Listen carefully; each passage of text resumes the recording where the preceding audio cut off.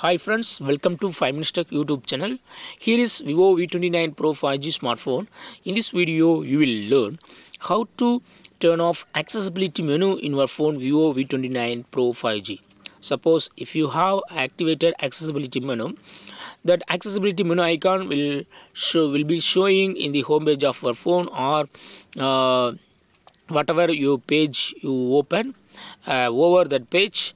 This icon will be showing. Okay, suppose if you would like to turn off this accessibility menu, then what will you do?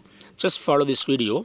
First of all, go to settings of your phone here, then go to shortcuts and accessibility, and here select accessibility, and here select accessibility menu,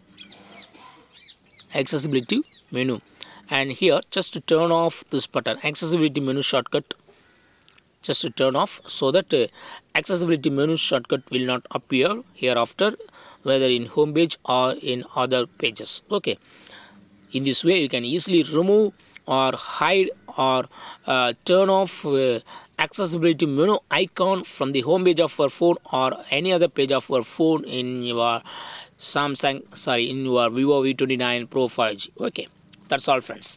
Thanks for watching. Bye.